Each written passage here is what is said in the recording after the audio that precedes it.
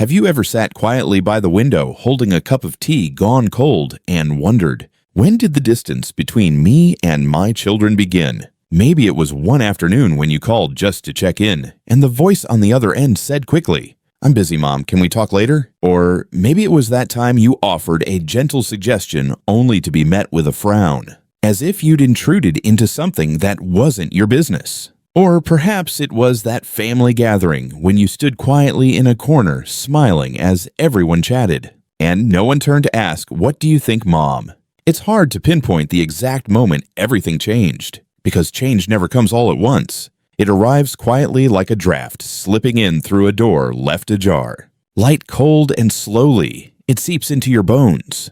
When they were little, your children ran to you for comfort. You were the one who knew everything, who could patch up broken shoes, mend broken hearts, or cook their favorite meal just right. You were the safe harbor, the keeper of warmth. Then they grew up.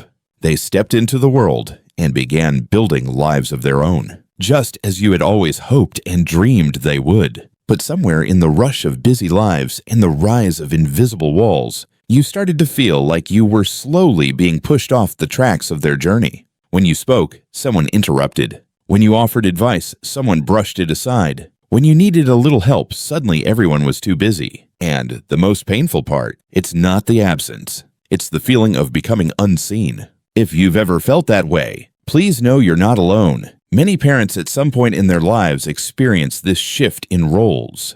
From being the nurturer, the guide, you become the one barely heard. From being the glue that held it all together, you become the quiet one trying not to disturb. And that pain, the pain of no longer being considered important, it might be one of the loneliest feelings a mother or father can ever know. It makes you question, did I do something wrong? Am I asking for too much? But the truth is, maybe you didn't do anything wrong at all. This isn't a story of blame.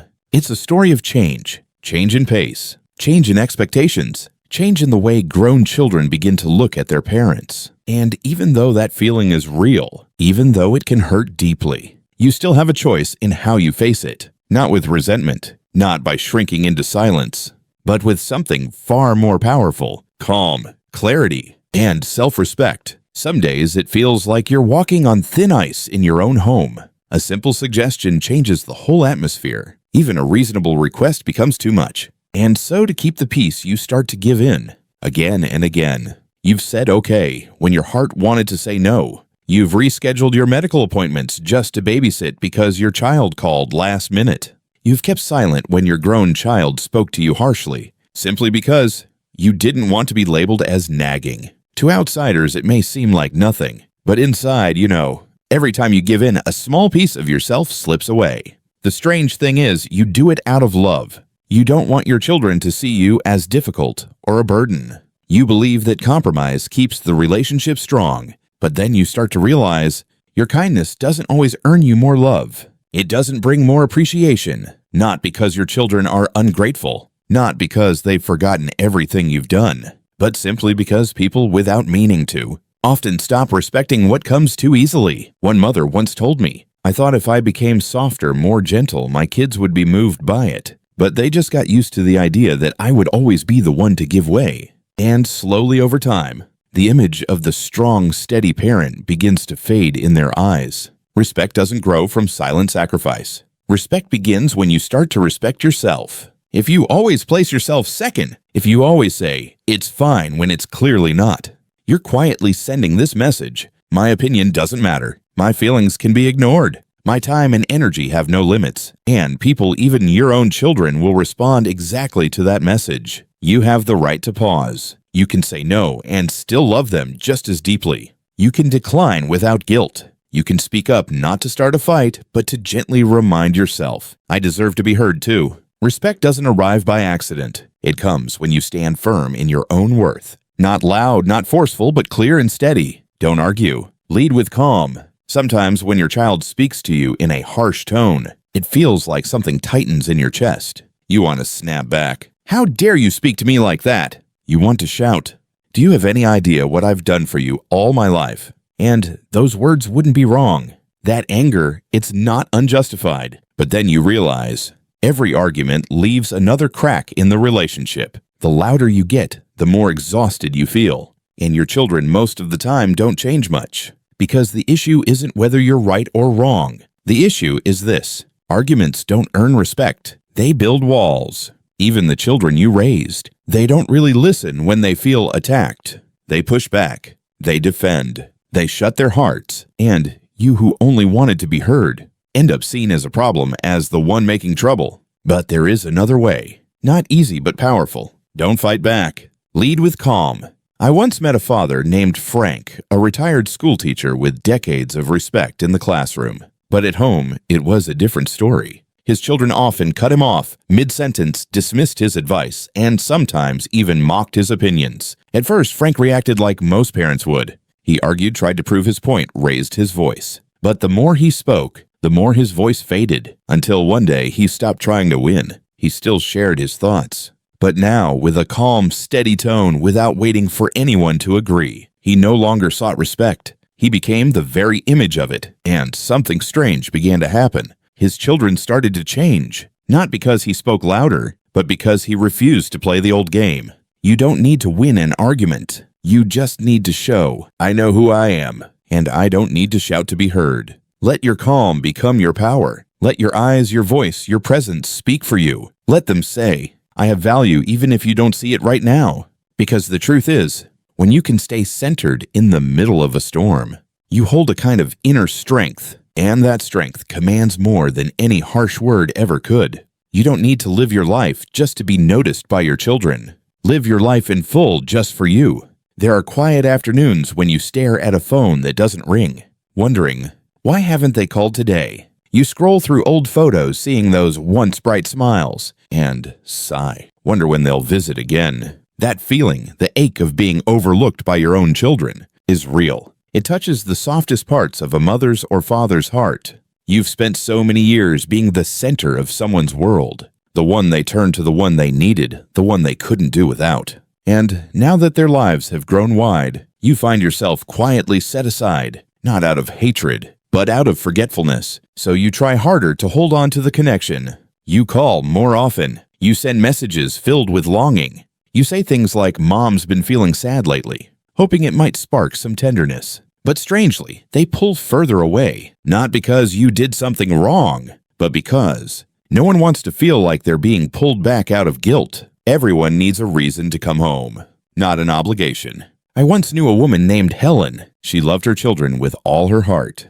But as they grew older and busier, she began to feel the emptiness creeping in. She called every day. She reminded them how much she missed them, how lonely she was, how badly she needed to hear their voices. She thought she was giving love, but to her children, it felt like clinging. Until one day, Helen stopped. Not because she stopped loving them, but because she decided to return to herself. She signed up for a dance class. She met friends for dinner. She picked up an old book she'd never finished. And for the first time in years, she laughed at something that had nothing to do with her kids. And you know what? The phone began to ring. Her children started asking, "What have you been up to, Mom?"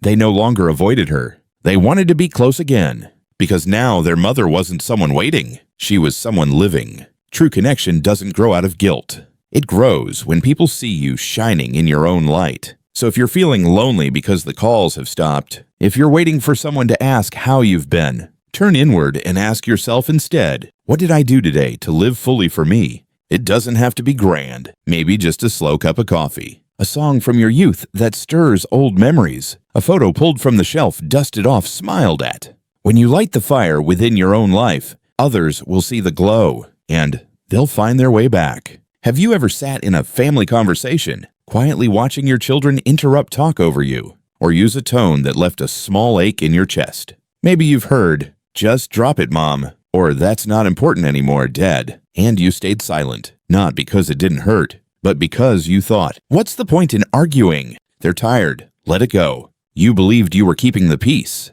But the truth no one says out loud is this. Every time you stay silent to avoid conflict, you teach them it's okay to treat you that way, not out of disrespect, but simply because you never drew the line. You once taught your kids when they were small, don't yell at people. Ask before you borrow something. You taught them manners, respect, with love and firm boundaries. But as they grew up, you forgot. Boundaries still matter, just in a different way, at a different level. Boundaries aren't walls. They're not a way to push people away. They're the outline of self-respect. They don't say, "I don't love you anymore." They say, "I expect to be treated with dignity. I won't stay in conversations where I'm being dismissed. I listen to you, you need to listen to me too." I remember Robert, a man once respected in his career, yet treated with disregard at home. His kids cut him off mid-sentence, rolled their eyes at his opinions, spoke to him as if he were outdated. At first he laughed it off, but one evening at the dinner table, when one of them harshly criticized the way he told a story, Robert didn't argue. He waited for the moment to settle, and then said calmly, "You may not agree with me, but I expect our conversations to be respectful. If that's too hard, I'll choose to step away from moments like this." No one replied right away, but something shifted. From that day on, they didn't interrupt so casually anymore, because Robert had redrawn the lines, not with anger, but with clarity. And you have the right to do that too. Not to control anyone, but to remind yourself that your time, your emotions, and your presence, they matter. And once others understand that your presence isn't guaranteed, they'll begin to cherish it more, even your own children. Maybe you've always been the one who showed up, the one they called when the light bulb went out, when they needed a last-minute babysitter, when their bank account ran low. You never hesitated. You helped because that's what parents do. No keeping score, no expectation of return. But deep down, you still hoped for a "thank you, Mom," or a hug after the task was done. Instead, the more you gave, the more invisible you felt. No one asked if you were tired. No one checked if you needed anything. And worse, you started being seen as the one who would always say yes, like a cup always full. People forget to refill it. It's not because you loved the wrong way. It's because when you give without boundaries, you don't teach gratitude, you teach expectation. George was that kind of father. For years, he was the plumber, the emergency sitter, the lender who never asked for anything back. Even after 70, he rescheduled doctor visits to help his daughter make a business trip. But when it came time for a minor surgery, no one showed up. Everyone was busy. That day, George didn't complain. He didn't scold or play victim. He simply understood. Kindness without limits had turned invisible. From that day, he changed. Not his heart, but how he used it. He started saying, "I've got plans that day, but we can find another time. I'll help if you can take care of the rest." At first, his kids were surprised. Some were even annoyed. But eventually, they learned something new. Kindness is not automatic. It's a gift, one that deserves appreciation. And you can do the same. You don't have to stop being kind. Just start setting limits around that kindness. Because if you keep pouring from your cup without letting others fill it back, you'll end up holding an empty one. You're not selfish for saying, "I have something planned that day. I'll help if you truly need it and respect the effort." That's not distance. That's teaching people how to love you. With care, with gratitude, and with balance. Here's a simple truth that's too often forgotten. You are not just a parent. You are a person with a life, dreams, feelings, and dignity. Maybe you've spent most of your life raising children, sacrificing for family, setting aside your own dreams so others could fly. But now that they're grown, now that your role has changed, ask yourself gently, how do I want to live the rest of my life? No one else gets to answer that, not even your children, and you don't need anyone's permission to return to yourself.